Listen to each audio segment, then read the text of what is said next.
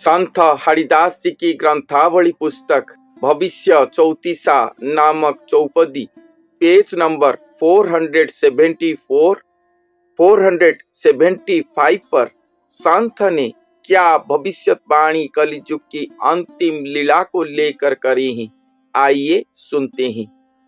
पिछले एपिसोड पर मैंने आपको ये पंक्ति सुनाया था, आखिरी पंक्ति की तरकी थाओ भकते तत्वटी कला पर्वते तेर सेनापति घेनी त्रैलोक्यनाथ भालेणी तुहार जुआर उत्तररु बल प्रभुंक जन्मिबा जानी। अर्थात हे भक्त जन, आप सब सतर्क हो जाओ, अपने आप को चेतना युक्त करो, सावधान हो जाओ, क्योंकि एक कला पर्वत तत्वमय है, सत्व में धरती पर नहीं है, तत्वमय है। वही तत्वमय कला पर्वत पर स्वयं त्रैलोक्यनाथ तेरा सेनापति के साथ विचार करते होंगे, कैसे धरती पर सत्य को प्रतिष्ठा करेंगे। वही तत्वमय कला पर्वत पर स्वयं भगवान जन्म लिए होंगे। इस चौपदी की प्रथम चौपदी पर प्रथम पंक्ति पर संत ने लिखे थे कि देही कलागिरी स्थान पर भगवान आएंगे, कल्कि भगवान आएंगे।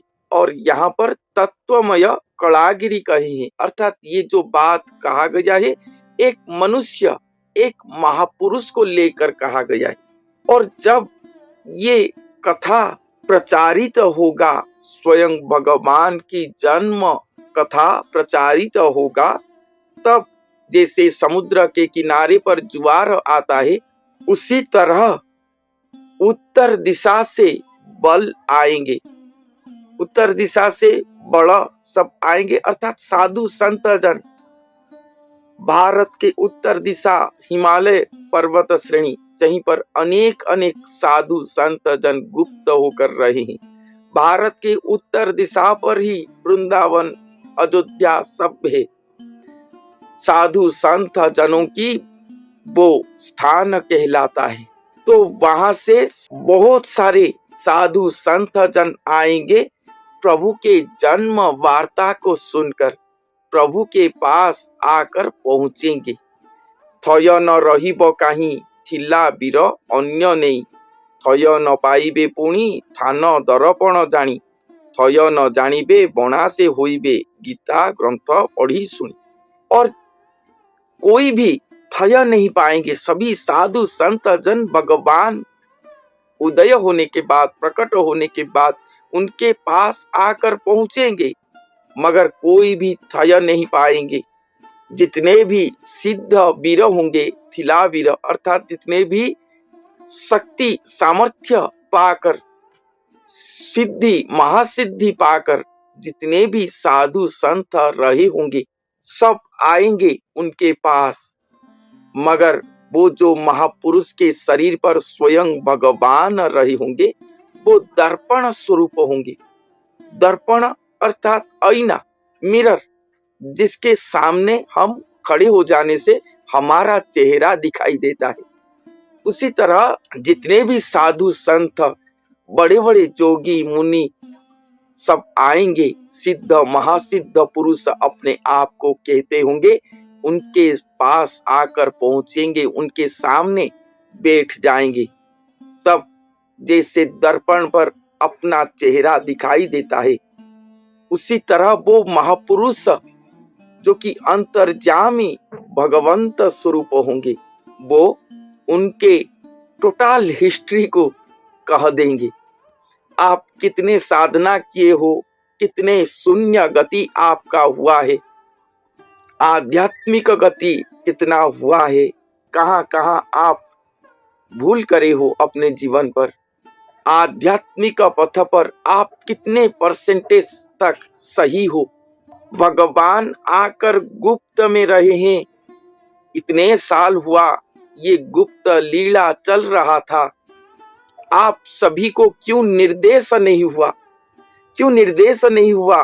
भगवान आकर इस तरह धरती पर रहे हैं सभी शक्ति सामर्थ्य, सभी शून्य देही शक्ति गण तो जान पाए आपका शून्य गति क्यों उस लेवल तक नहीं जा पाया, आपको निर्देश क्यों नहीं हुआ, आपके गति कितने दूर तक है, कितने दूर और आपको जाना पड़ेगा, ये दर्पण आपको सब कुछ कह देंगे।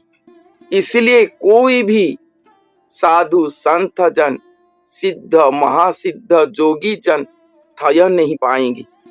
ये थान को देकर, ये महापुरुष को देकर सब बड़ा हो जाएंगे। जो गीता ग्रंथ को पढ़ के सुने होंगे कि हर युग में भगवान आते हैं जब अधर्म से पृथ्वी का भारा अत्यधिक होता है।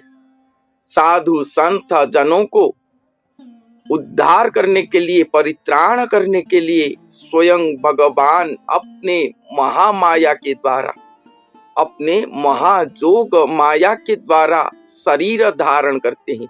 ये सब सुने होंगे, समझे होंगे, बारंबार गीता अध्ययन करके पढ़ते होंगे, अन्य को सुनाते होंगे, फिर भी वो सब बड़ा हो जाएंगे। भगवान के पास आकर उन्हीं को ही परीक्षा करके देखेंगे कि प्रकृति में ये सही है या गलत है। ये बात नेक्स्ट पंक्ति पर कहते हैं, दर्पण को चाही था देखिबा साधु पुओ, दिव्य सिंह सुत पुणी दंड छत्र नृपमणि, देवी जे मातिबे पापी की भक्षिबे तिनी नवकु से जानी। सब आकर वो दर्पण को देख के रह जाएंगे और अपने मन से विचार करेंगे कि ये जो साधु के पुत्र हैं, दिव्य सिंह सूत कहला रहे हैं, भगवान के पुत्र हिसाब से इस पृथ्वी के राजा कहला रहे हैं, दंड छत्र धारण करे हुए हैं, क्या सच में ये सही है या गलत है? वो दर्पण के सामने बैठकर परीक्षा करने की दुश्चेष्टा करेंगे। ये सब यहाँ पर जो कहा गया है कि दिव्य सिंह सुत, दिव्य सिंह सुत का मतलब पूरी जगन्नाथ मंदिर के जो राजा हैं उन्हें दिव्य सिंह कहा गया है। वो राजा के बारे में यहाँ पर नहीं कहा गया, उनके तो कोई पुत्र संतान नहीं है, उनके बारे में नहीं कहा गया। दिव्य सिंह सुत अर्थात वो महापुरुष, पूरी जगन्नाथ मंदिर के जो राजा होते हैं वो श्री जगन्नाथ महाप्रभु के चलंती प्रतिमा कहलाते हैं। उसी तरह वही महापुरुष श्री भगवान श्री जगन्नाथ महाप्रभु के सचल मूर्ति देही स्वरूप मूर्ति होंगे। इसीलिए उन्हें यहाँ पर दिव्य सिंह सुत कहा गया। सुत अर्थात भगवान का पुत्र स्वरूप होंगे। वो दंड छत्र दोनों उनके पास रहा होगा। दुष्ट जनों को दंडित करने की क्षमता उनके पास होगा और शिष्ट जनों को छत्र देने की भी क्षमता उनके पास होगा। ऐसे नृपमणि होकर, राजा राजाधीश्वर होकर वो बैठे होंगे। उन्हीं के पास सभी साधु संत जन जाकर पहुंचेंगे और जो उन्हें परीक्षा करेंगे वो सभी देवी के द्वारा दंडित होंगे। देवी जे मातिबे पापी की भक्षिबे तिनी नवकु से जानी। देवीगण माताल होंगे और पापी जनों को भक्षण करेंगे। धरणी कंपिब डरे धरी लंगल को करे, धरिबे अनंत मूर्ति धवल मूर्ति ज्योति, धूम वर्ण होई पृथ्वी दिशिले प्रभु से होई बेख्याति। ऐसा लीला होगा कि धरणी कंपमान होगा, ये पृथ्वी कंपमान होगा। स्वयं अनंत मूर्ति धवल ज्योतिर्मय मूर्ति को धारण करेंगे। अपने हस्त पर अपने आयुध को धारण करे होंगे। उस समय ये पृथ्वी धूम्र वर्ण दिखाई देगा और जब ये पृथ्वी धूम्र वर्ण दिखाई देता होगा तब जान लेना कि स्वयं प्रभु छात होंगे धरती पर। धूम्र वर्ण अर्थात चारों ओर केवल धुआं धुआं जैसे दिखाई देता है, उसी तरह दिखाई देता होगा। शायद ये सारे भारतवर्ष पर दिखाई देता है अभी, उस समय जान लेना कि स्वयं प्रभु ख्यात होंगे, धरती पर उदय होंगे। ये बात कहा गया है, यही से पता चलता है भगवान जब प्रकट होंगे इस संसार पर, उस समय का जो प्रकृत समय होता है वो कोई नहीं कह पाएंगे। उनका महा इच्छा से वो प्रकट होंगे, कोई समय सीमा के अंदर वो नहीं है। आप बारंबार पूछते हो कि वो समय तो कहो, अरे वो तो महा इच्छा पर, अपने महा इच्छा पर प्रकट होंगे, वो एक्यूरेट समय को कैसे कहा जा सकता है? हाँ, ये जो पारिपार्श्विक लक्षण है उससे हम जान पाएंगे कि यही समय अब चल रहा है, जो समय पर स्वयं भगवान प्रकट होंगे। यहाँ पर कहा गया है कि पृथ्वी धूम्र वर्ण दिखाई देगा, चारों ओर धुआं धुआं जैसे दिखाई देगा।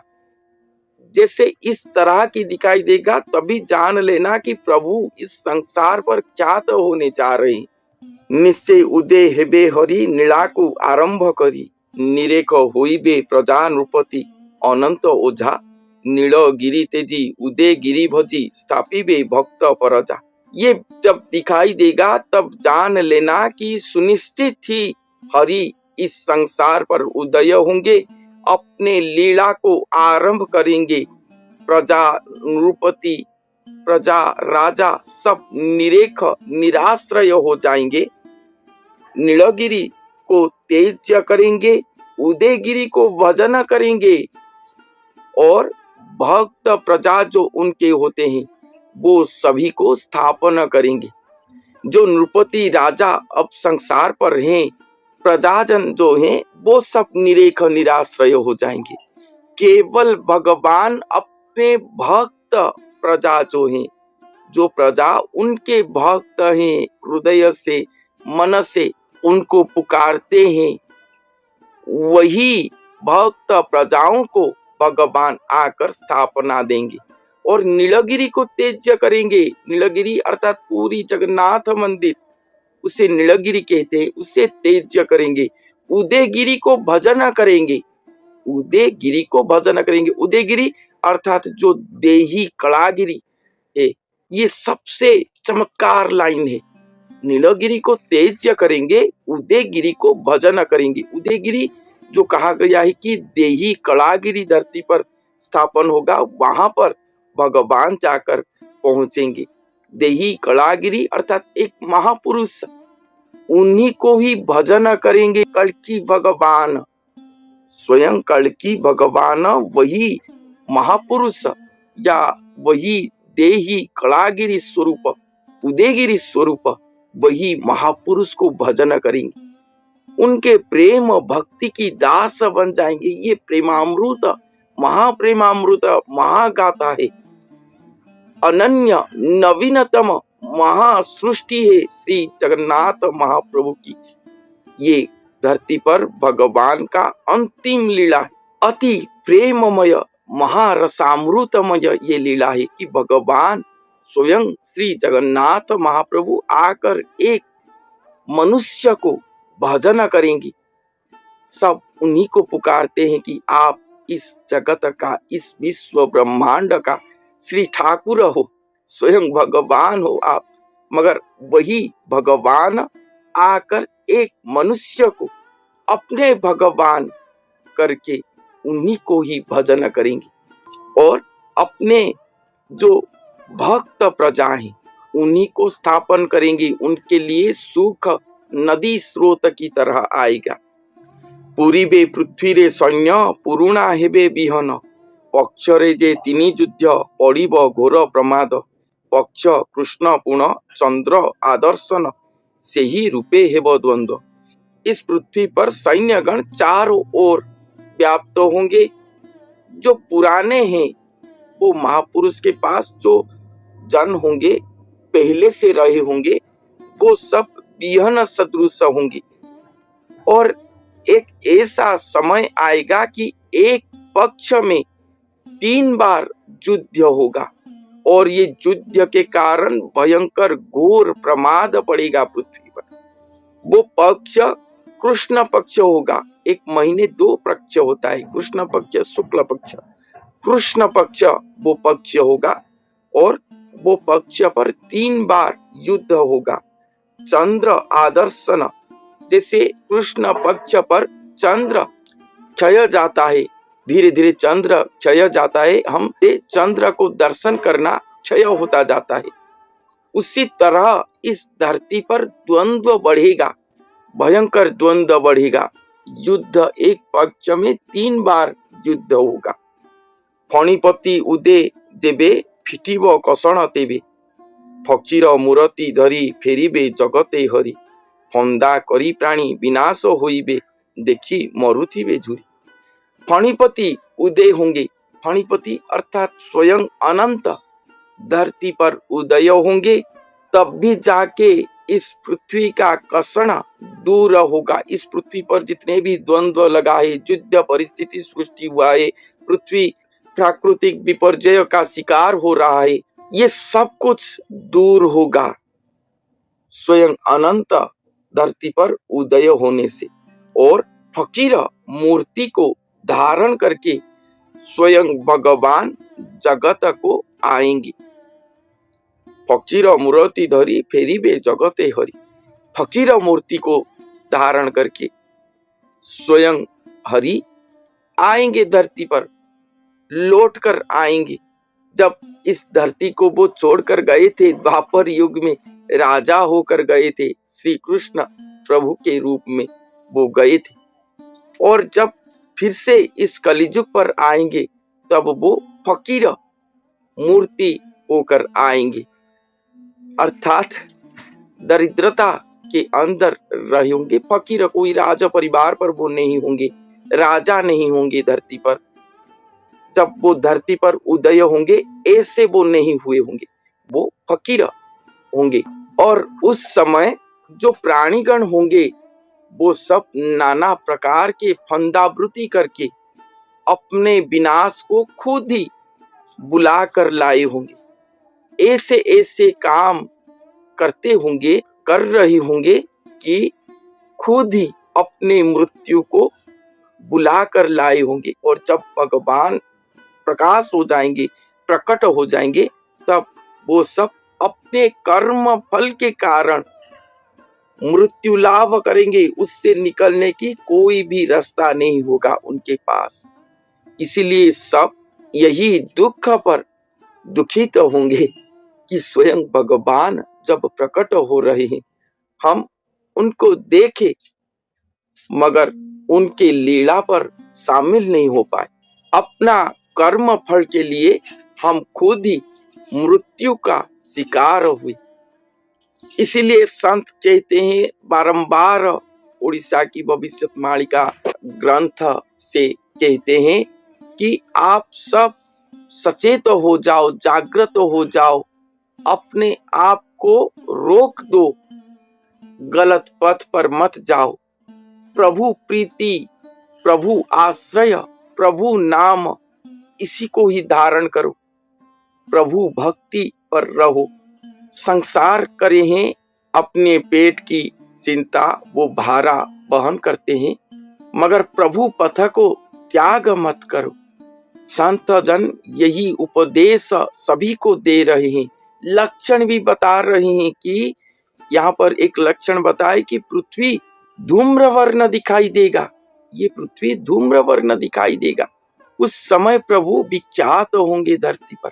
तो आज के लिए इतना ही। इस चौपदी पर संत ने और क्या लिखे हैं नेक्स्ट एपिसोड पर सुनते हैं। धन्यवाद।